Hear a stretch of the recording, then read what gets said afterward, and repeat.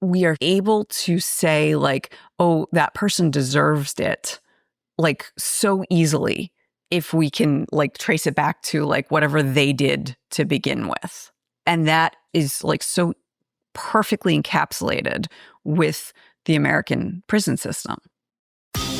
Have you ever had something you love dismissed because it's just pop culture? What others might deem stupid shit, you know matters. You know it's worth talking and thinking about. And so do we. So come overthink with us as we delve into our deep thoughts about stupid shit.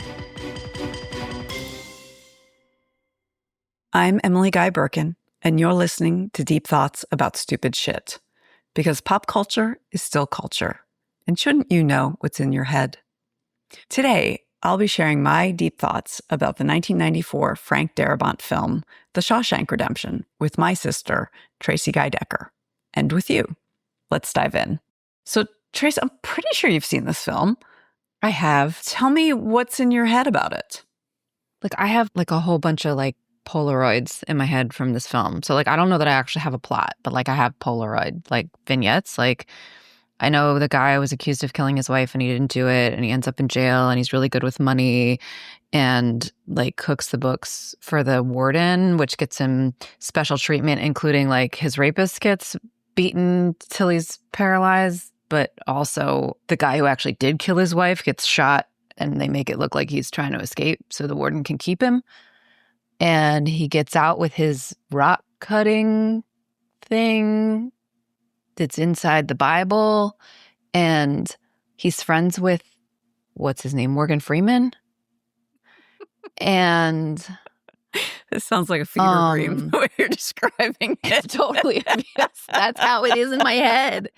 And the warden discovers he's escaped when he throws one of the little figurines he's carved out of stone through a Raquel Welch poster of Raquel Welch that's covering the whole. Oh, and he gets out through a shit tunnel. So that's what I remember about Shawshank Redemption. So why are we talking about it today? What's special about Shawshank Redemption? So this is a film that's really beloved. If it's not number one, it's consistently in the top 5 on IMDb, which is like user generated, like most favorite movies of all time. It's a little film that could. It was a critical darling when it came out, but it did not make back how much the studio put into it. It made $16 million at the box office when it came out in 1994, which I don't remember how much they spent on it, but it was not a huge amount of money. Like, I mean, you're talking millions, it's a lot to us, but not for studios. It was something like they spent $25 million and they made 16. So it was a flop. And there were a couple of reasons for that. One, they didn't know how to market it. It is a very slow-moving movie. There are pretty much no women in it. The story takes place over 20 years. There are no car chases. There are like, it's a character study, basically. The title is admittedly baffling and hard to say. I remember it came on TV when I was in France while I was living with a host mother, and I was so excited. I was like, oh, the Shawshank Redemption. And she was like, the sha-sha-sha-sha-sha. And she spoke English very well, but she was like, and I was trying to explain it to her, and she was just like baffled. So there's that. Also, like movies with the word redemption in it, they don't sound like a great Saturday night. So there's a number of reasons why it just didn't. And then movies set in prison were not box office gold, but it made its money and its legacy through word of mouth and VHS tapes. And also through the sense that people discovered it. And so that is how it became this enormous phenomenon. I am not certain, but I think that the way that I saw it for the first time was my high school boyfriend introduced me to it. I think that's how I saw it for the first time. And I didn't see it from the beginning. I think I went over to his house. It was on. He was like, oh, haven't you seen this? And we watched it. Now, why I'm bringing it today is because I write for Fast Company. I have a fantastic editor, and I like to occasionally write about pop culture financial stuff. And so I was thinking about how the main character in this, Andy Dufresne, was a banker before he was falsely accused and convicted of the murder of his wife and her lover. And he's quite good with money. And how actually the film, both the story of the film and the meta story of how the film became this phenomenon are an excellent allegory for investing. And so I wrote an article about how Shawshank is this incredible story of how to be a good investor. So that's why I was thinking about it right now. But I also was thinking in this particular time where we are right now in the world, because one of the things that Andy says to Red, that's Morgan Freeman's character, hope is a good thing, maybe the best thing, and good things never die. And it is something that I need right now in this time in the world. So I was really interested in revisiting this film that I have loved since the first time I saw it. And, it was just, it's a lovely, lovely film that this is another example of, so the film is based on a Stephen King novella called Rita Hayworth and the Shawshank Redemption. That is a very nice novella. Frank Darabont improved on it. It is one of 3 stories that Frank Darabont has adapted to film from Stephen King. And I know that Darabont has improved at least one other. The other one that I know that he improved was The Mist, which he improved it by making it bleak instead of hopeful. Although the original Stephen King in this was also hopeful, but we'll get to the improvement. Wait, he made it bleak instead of The Mist. What? But you're saying that the Shawshank was hopeful in the King. Yeah. Original. Shawshank was already hopeful, but he improved the plot greatly. All right. I'll get to that. Why don't you remind me of the plot that's not just my fever dream memory? Yes. So we see Andy Dufresne in his car, and he is outside of a house where a man and a woman are like frantically kissing. And then we hear a voiceover of district attorney basically describing the night of a horrible crime. We learn that Dufresne's wife had said that she's glad that he knows. She's really unhappy with the sneaking around, that she is leaving him for the golf pro, whose name is Mr. Quentin. And she packed a bag and left to go stay with Mr. Quentin. And that Andy Dufresne had gone to several bars and gotten drunk. And then he had taken a gun and gone to Mr. Quentin's house. In the courtroom scene, the DA asked, well, what had you planned to do? And he said, I don't really know. Maybe just scare them. And we see that he got out of the car. He dropped his bottle of whiskey that he'd been drinking. And then a couple of bullets dropped as well. And then we see him being sentenced. Andy at one point says, I threw the gun into the river. And the DA says they tried to find the gun in the river and couldn't. Don't you find that convenient? And he is sentenced to 2 life sentences. And the judge says, you're a cold character, and it chills me to the bone to see you. At that point, we never see things from Andy's point of view again. We then go to within the walls of the Shawshank prison. This is all taking place in Maine, and we see a parole board interviewing Ellis Boyd Redding, played by Morgan Freeman, and Andy Dufresne is played by Tim Robbins. He is in front of the parole board. He has served 20 years of a life sentence, and they ask if he has been rehabilitated. And he goes, oh, yes, sir, of course, and tries to tell them what they want to hear. And we see they stamp rejected on his form.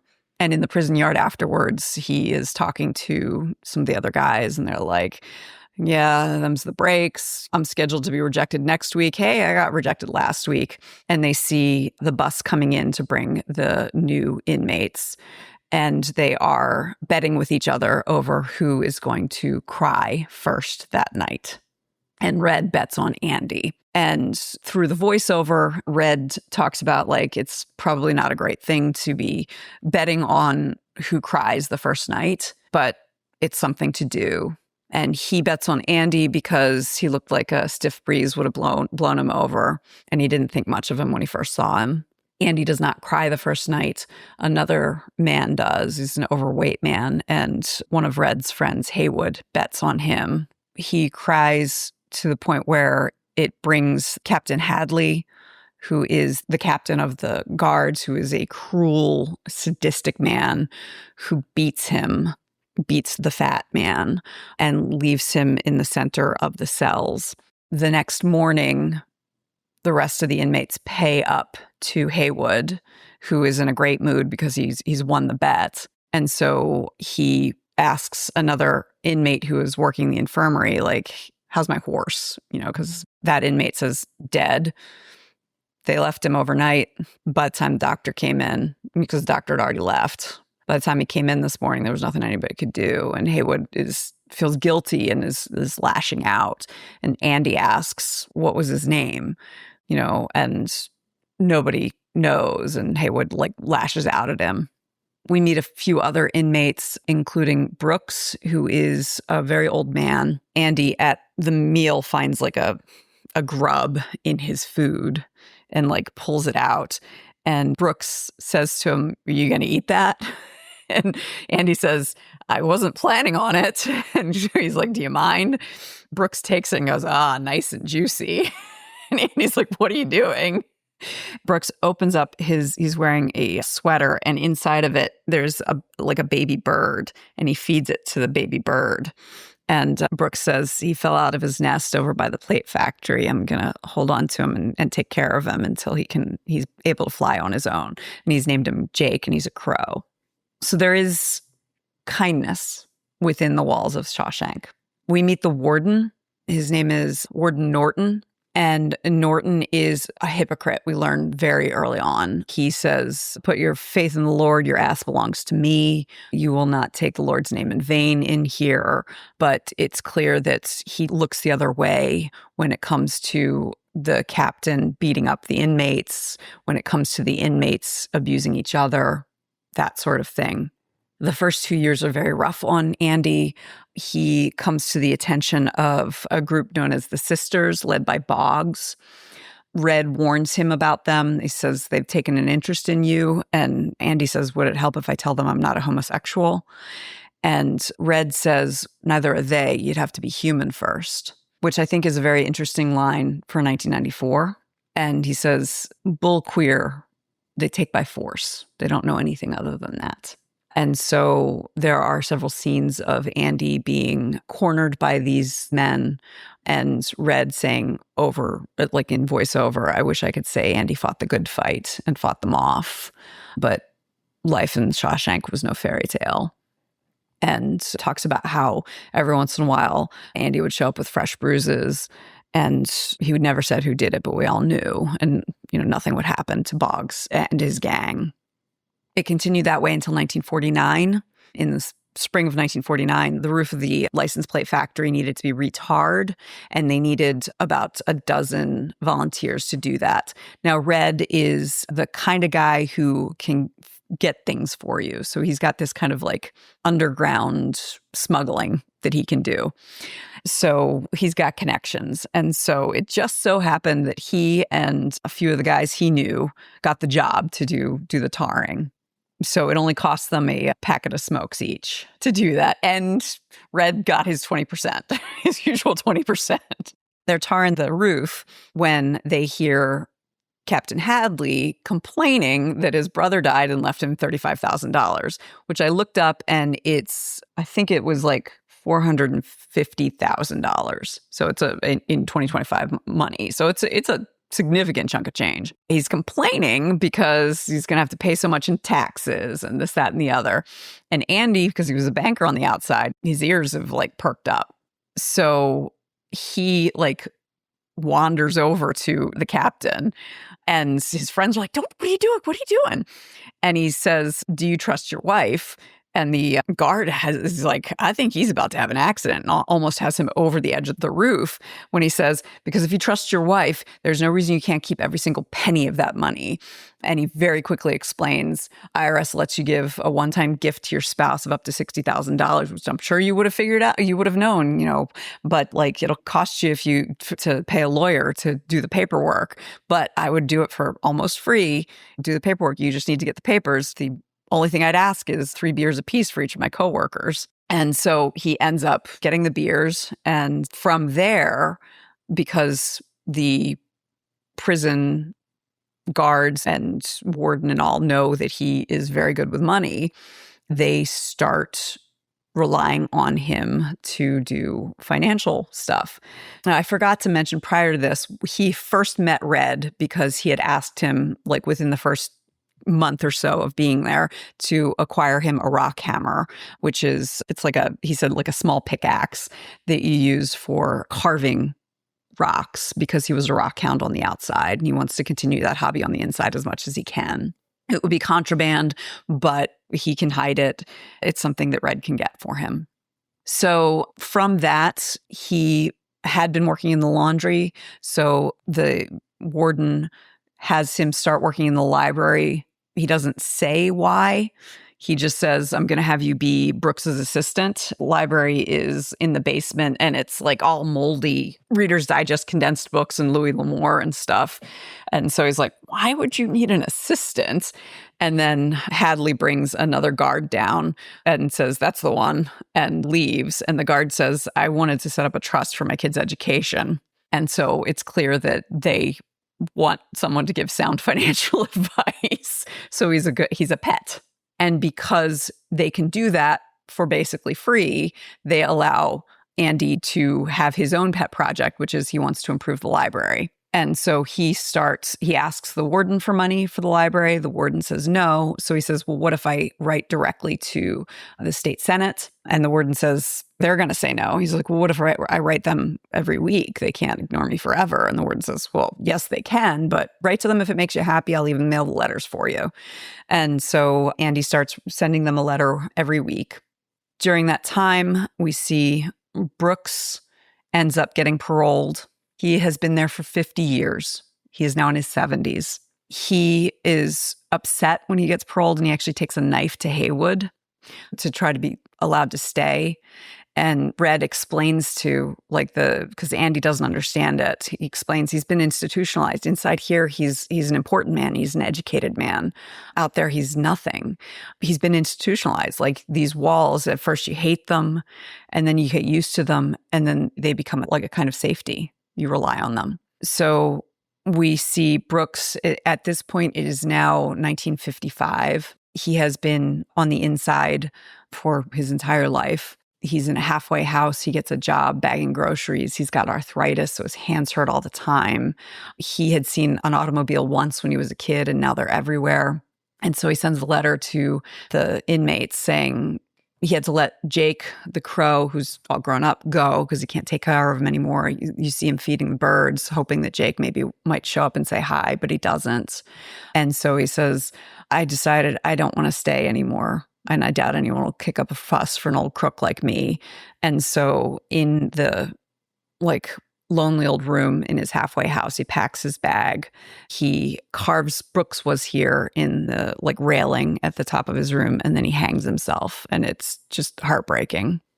We see Red have his 30-year parole hearing where he says the same thing. Oh, yes, I've been rehabilitated. And he's again rejected.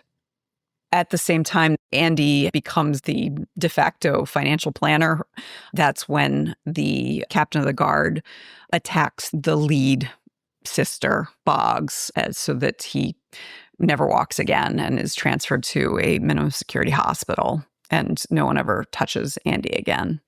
Around the same time that Brooks dies, Warden Norton starts an initiative called the Inside Out program, where he has his inmates doing work for all kinds of programs like building highways, fixing infrastructure, building buildings and things like that. But it's all a grift. They're basically slave labor. So because he can undercut any bid, He receives kickbacks from companies so that they can get the bids. We see one person saying, like, I'm going to go under if I don't get this contract. And so giving him a bribe.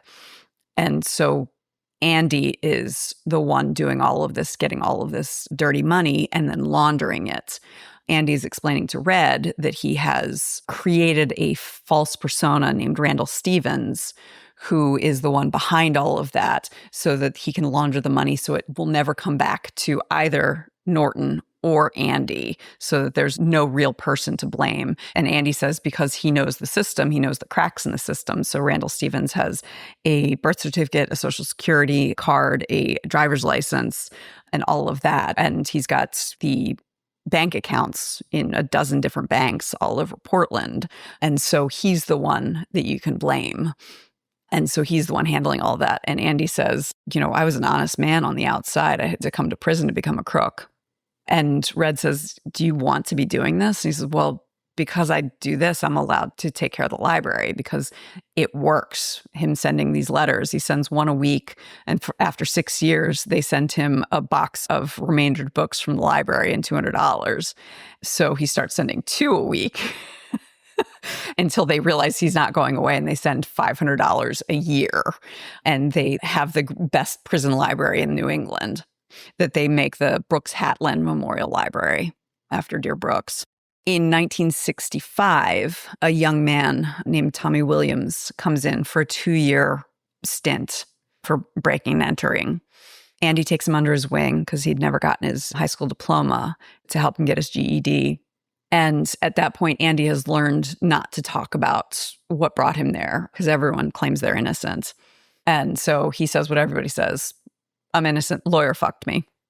And so it's after Tommy has taken the GED and is certain he's failed it and is really angry and feels like he's let Andy down, that he's talking to Red and says, what brought him here? Why is he here? And Tommy has been in prisons all throughout New England. Like, he's just kind of a ne'er-do-well fuck up. And Red tells him what happened.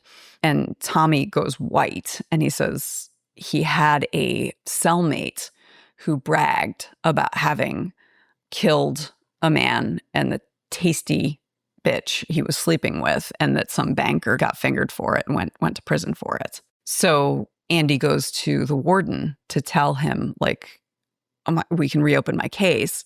The warden at first says, like, oh, it's clear this young man looks up to you and, I'm sorry you're taken in by it. And Andy is like, are you kidding? No, there's going to be records. There's enough that we can reopen my case. And then the warden, like, continues to kind of kindly put it down until Andy calls him obtuse and then says, you can be assured I will never say anything about what goes on in here. And then the warden puts him in solitary for a full month. While he is in solitary, the warden asks to speak to Tommy alone outside and says, like, I need to be sure that I'm making the right decision here.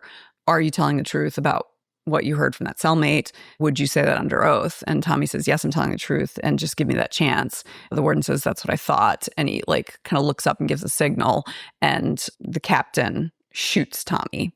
And so the warden then comes down to where Andy is in solitary and says, it's a shame, he only had a year to go. Young man like that. And Andy says, it all stops. I'm not helping you anymore. He's like, oh, nothing stops. You're going to be gone from that one bunk Hilton. I'm going to cast you down with the sodomites. You're going to think you've been fucked by a train. You're going to continue. Yeah, it's ugly. It's all going to continue. And everything continues. And like that library you built, we're going to have a book bonfire. We're going to see it all the way in Portland. All the books being burned. And then he says, give him another month to think about it. So he has 2 full months in solitary. When he gets out, he and Red talk. Andy says, I killed my wife. I didn't pull the trigger, but she always said I was a hard man to know. God, I loved her, but I didn't know how to show her. And so I pushed her away. And that's why she died. And Red said that you didn't kill her. Like, you were a bad husband maybe, but that didn't mean you killed her. And so Andy says to Red, when you get out of here, I want you to go to this hayfield in Buxton. There's a tree there and there's a rock wall. You're going to find a rock that has no business being in a main hayfield. Underneath of that, there's something there that I left for you. And then he tells him about this town in Mexico called Zihuatanejo. It's right on the Pacific Ocean. The Mexicans say that the Pacific has no memory. That's where I want to spend the rest of my life. Red's concerned because he's like, I've never seen Andy like this. And Haywood says like, oh, goodness, like he asked for a length of rope today. And they're worried that he's going to be like Brooks. We see him doing the work for the warden like he always did, like 3 deposits tonight, putting things in the safe like he always did. And so we see Red saying like, I've spent some long nights in stir. That was the longest one I ever spent because I didn't know what was going on with Andy. The next morning they do, the check for everyone and Andy doesn't come out of his cell. And so guard comes in and goes, holy mother of God. And we still don't know what's going on. And then we find out he's missing. He's not in his cell. So at least he's not dead. And the warden is like, he had asked Andy to shine his shoes and he goes to put them on the next morning and it's Andy's shoes. And we find out that Andy had tunneled through his wall over 19 years with that rock hammer and had covered it up with the poster of Rita Hayworth, which then became Marilyn Monroe, which finally had become Raquel Welch. And learn that over time, Andy had put together all of these different things. So he had stolen the suit from the warden. He had stolen the ledger with all of the information and had switched it with the Bible because the warden gave everyone a Bible at the beginning. And the Bible is where he had been hiding his rock hammer. Salvation did lie within. Yes. And we have that wonderful scene of when he gets out, when he has crawled through the sewage pipe and gets out and is in the rain and is with his face up to the rain. And then the next morning, he stops at every single bank where Randall Stevens had an account and withdraws the money from the account because he has the Social Security Randall card. Stevens' Social Security number and the license. And the signature is a perfect match. Right. So right. He left town with $370,000 of the warden's ill-gotten gains, which in 1966, which is in 2025, it was about $3.7 million. And then at the first bank, we see the banker say, is there anything else we can do for you? And he says, could you put this in your outgoing mail for me? And it is the ledger. And he mails it to the Portland newspaper. And so we see the DA arresting the Captain Hadley, the captain of the guard, and then coming to arrest the warden. The warden wasn't going to go quietly. He has a gun. He has it aimed at the door. And as they're knocking on the door, they said, come on, warden, make it easy on yourself. And he looks and then he points it at his chin and kills himself. And Red's voiceover says, I'd like to think the last thing that went through the warden's mind before the bullet was how did Andy get to best him? So we then see Red go through the next year because it's 1 year later is his 40th year in prison and his parole board. This one is different because they ask him, have you been rehabilitated? He's like, I don't know what that word means.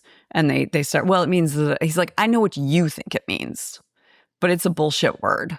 And he basically says it's a reason for you to wear a suit and tie and have a job.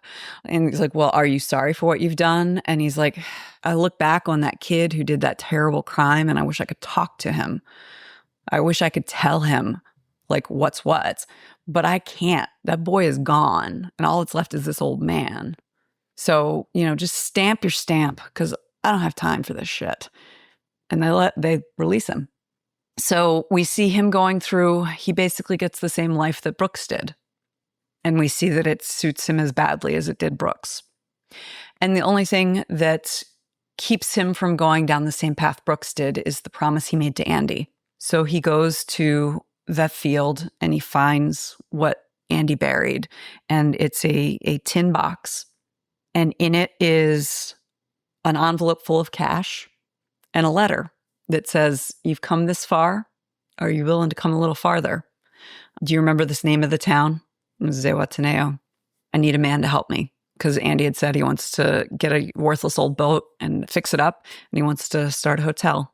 And so Red says, "I'm going to break the law for the second time in my life.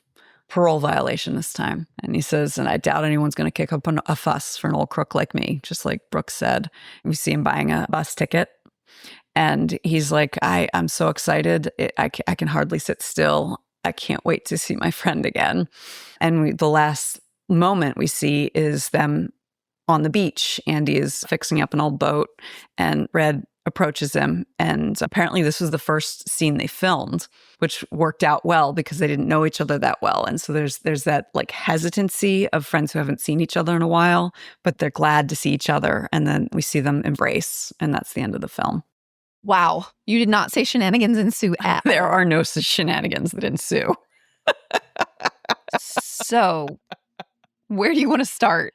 All right. I'm going to start with dehumanization because I've been thinking about how part of what goes on with this film is part of the story of the American prison system. And that's part of like human nature. But we see it over and over again in this film. So by deciding that someone who has committed a crime is no longer human, we are okay with whatever happens inside the prison system. And then we find these workarounds in our heads where like, okay, well, the ones who are actually innocent are like, they deserve our pity and our compassion, you know? And like what's remarkable about this film is that we are given the opportunity to feel compassion for everyone. And even though we see sympathetic characters dehumanizing others, so like Haywood at the very beginning, like the fat man who cries and dies, Haywood calls him fat ass and is indirectly responsible for his death. But we like Haywood. Haywood's a good guy. Haywood did something horrific because he's there for 20 years at least, because he's been there before. He's been there a long time. He's a lifer, but he's a friend. And he did something awful and was dehumanizing. He was not the one who suggested that they do this, but he was real all in on like, all right, we're going to see which of these fish cry, because that's what they call them, the new fish. So like, it's just this very interesting examination of how complex humans are. And I feel like Andy is one of the few characters who doesn't, like, because his first question is, does anybody know his name? And, you know, I was thinking about the fact that Hadley beats up Boggs once it's clear that Andy is useful. And it's not a kindness. This is not to protect Andy because he likes him. It's because Andy's useful and we don't want to hurt that brain. Right. You know, it's interesting too, though, like, so you're pointing to the fact that Andy's like one of the few characters who maybe doesn't have that both and. Mm-hmm. But it's interesting because I'm not sure, at least based on the way you just described the plot, I'm not sure that we as the audience are clear that he didn't in fact do it until we meet Tommy. True. And so like we're holding this, like we actually think going into it in a first viewing that he could be guilty of killing his wife and her lover. So it's true that in retrospect, he's sort of like a stand-up guy all the way around, except for the money laundering. But we don't know that.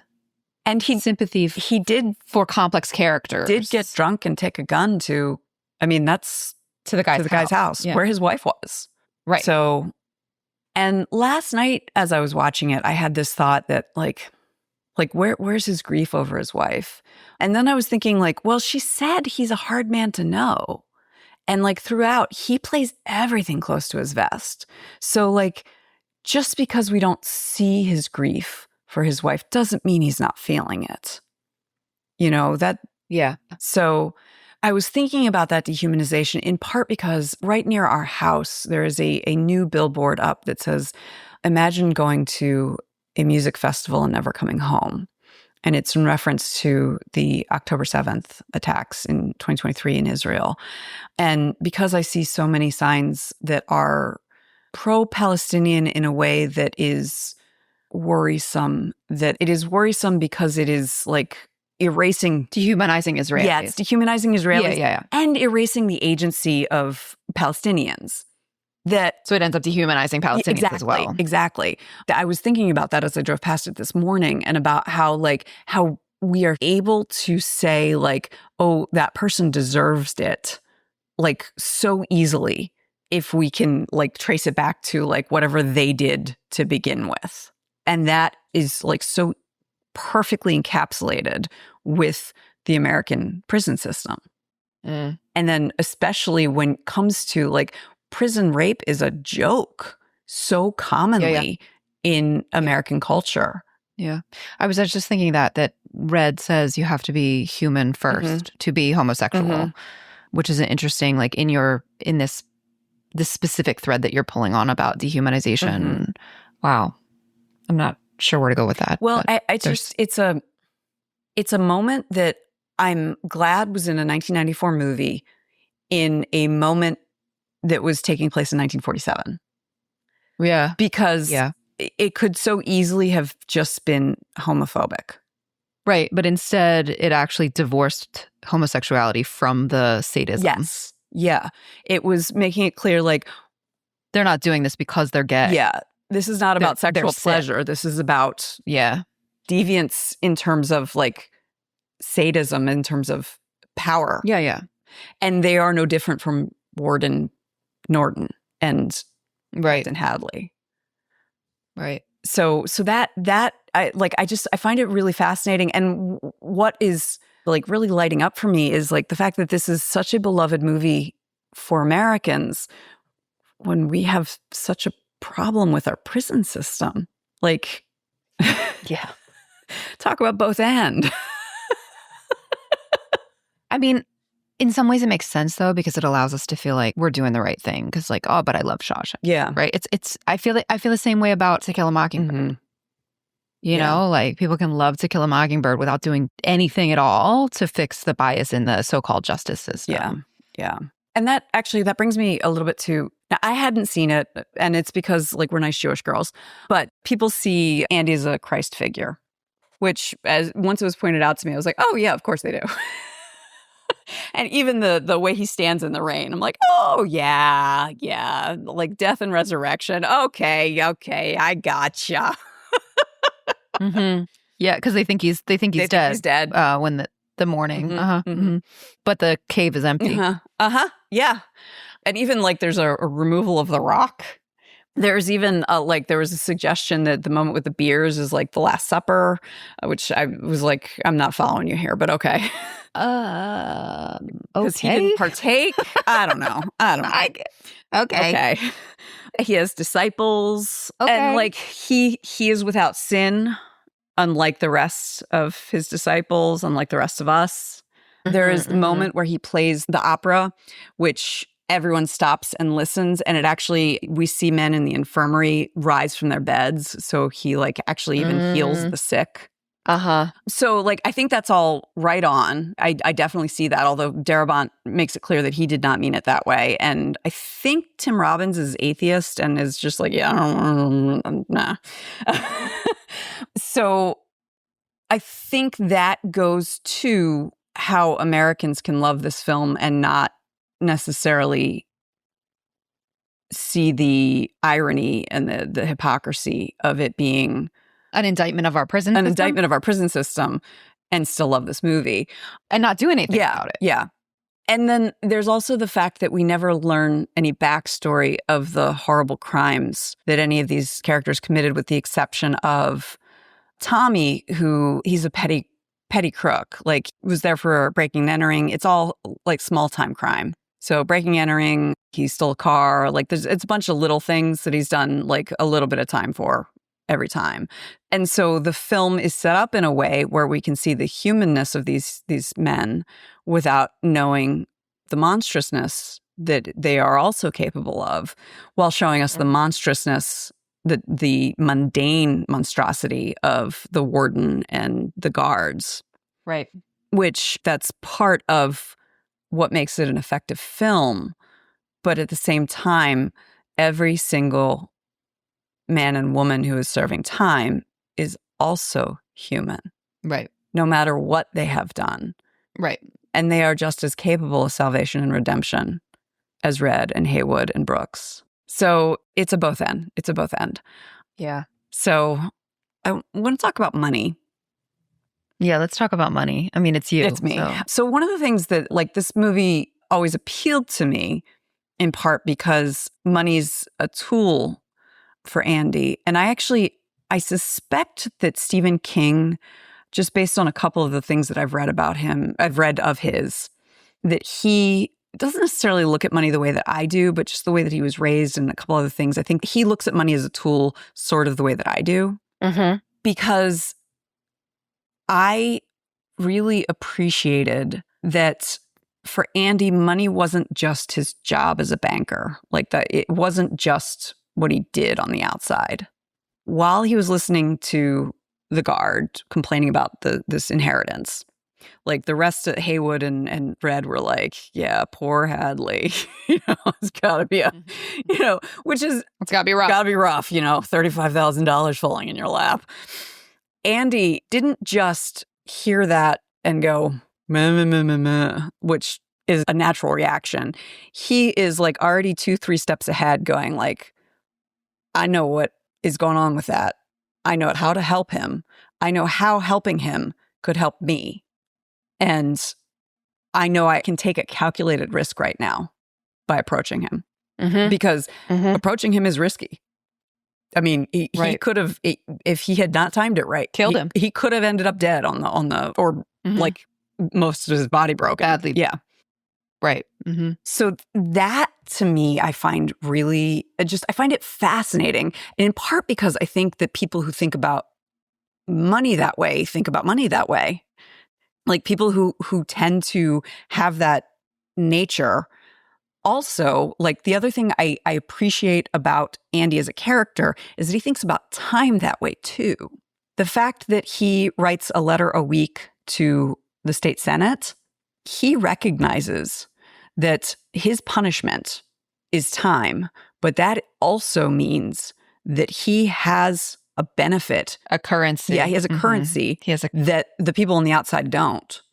Right. He has a currency to trade in that they just don't have. Yeah, because, like, he has the time to write a letter every week and be a nuisance. Whereas they got kids to pick up from daycare, they have bills to pay, they have shit to do, that he's going to be a pain in their ass. He has the time. He has the time to be a pain in their ass.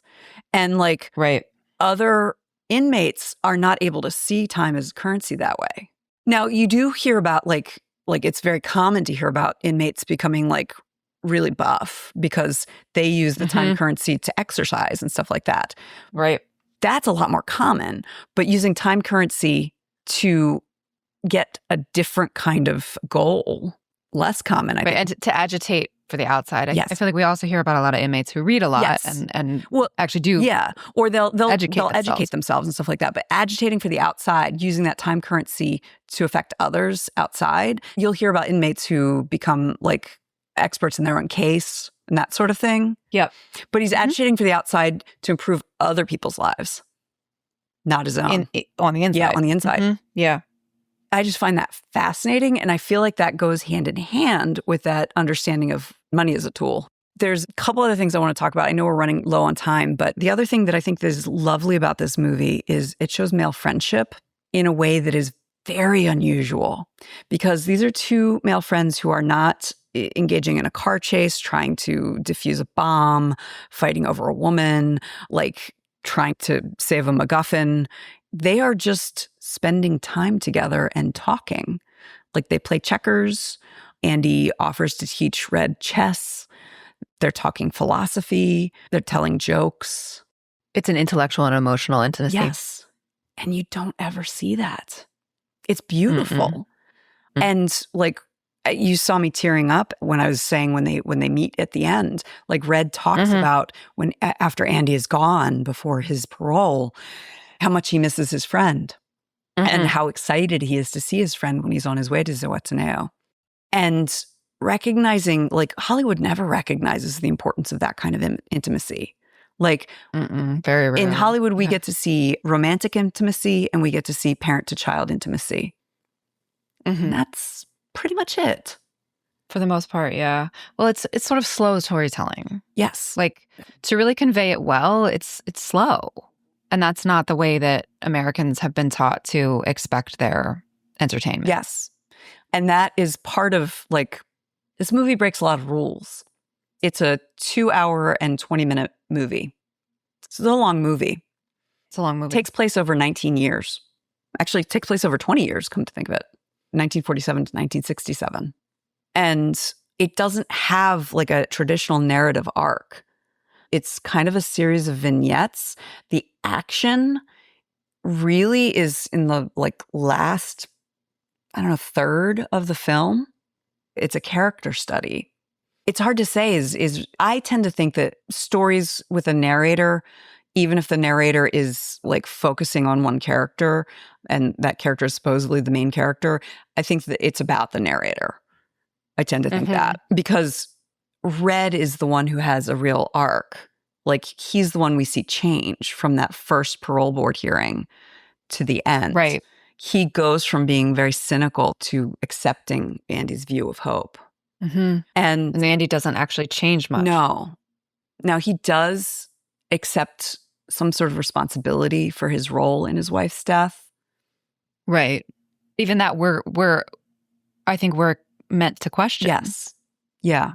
But he is quietly working to just maintain the hopeful, forward-looking, still warm self that he is. Right. And, this is not the life he chose, but he will work to be who he is in the circumstances that he finds himself in. That, I think, is really fascinating. Another aspect that I think is lovely is that this is very much a pushback against toxic masculinity, because Andy is he's just like a kind of warm, positive, masculine character. Well, and the men who exhibit toxic masculinity all are villains. Yes. Right? The captain and the warden and some of the other inmates. Yes, absolutely. Absolutely. Well, and even Boggs, like, he is, right, quote unquote, queer. The way he takes, he's queer, but the way he takes by force is certainly toxic masculinity. Yeah. So before we hit record, you told me a couple of things you want to talk about. We are already over time, but one of the things that you said that I would love to hear you actually get into is the ways in which this film it was maybe an unintentional tribute to the power of cinema. So tell me more about what you meant by that. So there are a couple of times where it's clear that film gives the inmates an opportunity to kind of escape. So when Andy asks Red for the poster of Rita Hayworth, the prison is screening a film of, I think it's Some Like It Hot, but no, that's not it. They're screening a Rita Hayworth film. It's the one with Gilda. I think it's Gilda is the name of it. Anyway, and so Andy comes to find Red, and he's like, "Hey, Red," and he's like, "Hold on a second. I just want to see this part. I love this when she does the shit with the hair, where she does the flip with the hair that's so famous." And apparently there was a different movie they were planning on doing, and that's part of the point, is that it doesn't really matter what movie it was, because for a moment, these men could escape where they were and just see that film. And Red says that, and Andy says, "Oh yeah, I know, I've seen it 3 times this month." As he is so he asks Red, "Can you get me her?" And Red says "Yeah, but it'll take me a couple of weeks." And Andy goes "A couple of weeks?" He's like, "Yeah, I don't have her stuffed down the front of my pants." And at the time, it's not clear what they're talking about, but it's the poster. As Andy leaves, Boggs attacks him and then goes into the room where the film is, the film canisters are. And the guy the inmate who's manning it, says "I got to change the film." And Boggs and his friends are like, "Beat it, get out of here." So Andy grabs one of the film reels and hits them with it. And so the analysis I was reading was saying, like, not only is the actual like film that they're watching an escape, but Andy is using the physical film to protect himself. So there's that aspect of it. So it's like a tribute. That's an interesting metaphor. Yeah, it's an interesting metaphor. And then the fact that, you know, it's film posters that cover up the escape route. And when that famous moment when the warden pulls the poster off and he's framed in that kind of like circle, it looks like it's through a camera lens. And so again, there's this kind of like, it's this tribute to the power of cinema to provide an escape, a sense of story and hope. And so I found that really fascinating. And that with Frank Darabont's oeuvre, that seems like something that he has revisited, not necessarily intentionally. And all filmmakers are film lovers, you know, like, so it's, of course. Yeah. And in the same way that like writers write about writers and bookstores and libraries and stuff. And there are all these TV shows about TV shows. Yeah, exactly. Yeah. But once that was pointed out to me, I was just like, oh yeah, I see that. I can see that. And even the moment with the music all over where all of the inmates are like listening, that's, you know, that's not film, but it's the tribute to the power of art to uplift and provide freedom in any circumstance is just lovely. It's just lovely. Cool. All right. Is there anything else that you wanted to make sure that you said before I see if I can reflect back to you your analysis here? Just this reiterates what I've talked about a couple of other times, where it's, if you make something that you believe in and you make it the best that you can, it will find its audience. And the way that Darabont improved on King, in the original, Randall Stevens was completely made up by Andy Dufresne. There was no grift from the warden. There were several different wardens. And so the money was all Dufresne's, and so had nothing to do with the prison. And so just a lot less satisfying. Yeah. It's much more satisfying if Andy's getting one over on the people who abused him for 20 years. Yeah. Okay. So let me see if I can reflect back to you some of the things that you talked about.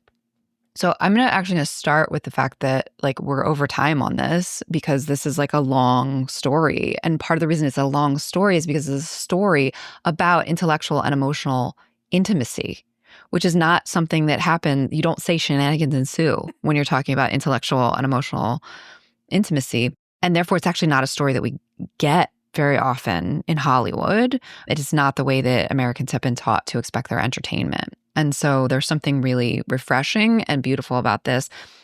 That kind of intimacy in general, you pointed out the fact that the only intimacy we really get out of Hollywood is romantic intimacy or parent-child intimacy. And so this intimacy between two friends, which is not at all romantic or sexual, is unusual and really lovely and like had you tearing up when you were thinking about it. And also requires a lot of screen time in order to actually believe it. So, because intimacy is built through trust and time. So it's also the case that you have some resonance with this film. You just wrote you wrote an article about sort of this film as like a power of investing. And you notice that maybe Stephen King thinks about money in somewhat similar ways that you do, as insofar as money is a tool. And so there's less emotionality around it, I think, is what you were getting at with that. Certainly Andy doesn't have emotionality around money. It is a tool. It is a mechanism through which he can get other things. And telling other people how to do it activates their emotions, which makes him useful. And you noted that he also treats time as a currency when he's on the inside in similar ways, in ways that other folks like give up because they get emotional about the continued effort over the time, whereas he just keeps on going and it pays off. So we spent actually considerable amount of time talking about dehumanization and the ways in which this film sort of really holds a both and, where we see sympathetic characters dehumanize one another, but we still are meant to sympathize with them.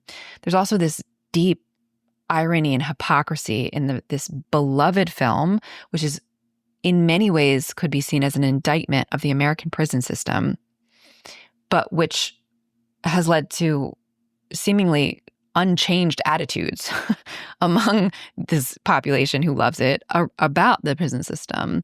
And the method of the storytelling sort of somehow contributes to that insofar as like the authority in the prison system are all villains and total hypocrites, and we see their monstrosity. We don't see the actual crimes of most of our inmates, but we know that they're there. And you pointed out the fact there's a sort of a Christian allegory potentially with Andy as a Christ figure. He has no sin, unlike the rest of us. Although I pointed out the fact that the both and is there, at least on first viewing with Andy, because we don't know for certain that he didn't kill his wife and her lover until 2/3 of the way through the movie or whatever. So there's a very interesting kind of both and around all of the characters, all of the sympathetic characters at least, and even maybe some of the villains. And regarding dehumanization, there's also that interesting moment where Red, Morgan Freeman's character, says of the gang of rapists, they would have to be human in order to be homosexual. So there's this sort of divorcing of gayness from the sadism, which feels very important and refreshing, because I think it would have been easy to go down the route of demonizing the homosexuality, which does not happen, which I think is really important and positive. And I'm glad that it's there in 1994, set in 1949. That feels like really good and important. Let's see. You also talked about the ways in which this film, well, we talked at the end about the ways in which it is a tribute to the power of art in general and cinema in particular. There's specific moments where we see the inmates actually sort of escape metaphorically through film. There's also sort of metaphors where Andy uses the actual physical film reel canister to protect himself, and like the way that shots are framed to make it sort of look like various cinematic moments that feels a bit like a tribute. I think you also named the fact that like this film sort of breaks some storytelling rules, in part through what I already said about there are no shenanigans. And as a result, like it was hard to market. The name maybe is confusing. And so it was technically a flop at the box office. But you pointed out that like because the filmmaker sort of believed in what he was doing and really like produced a solid product and a good story that had real roots, that eventually it did find its audience and now is among fan assessments one of the most beloved American films. So it did, in fact, find its audience. It's also been named by the Library of Congress as a piece of art that is culturally significant, historically significant. So, yeah. Cool. So what did I miss in my... Just that it rejects toxic masculinity, and it, is a clear indicator of like, if you write and create something beautiful, you will find your audience. So, yeah.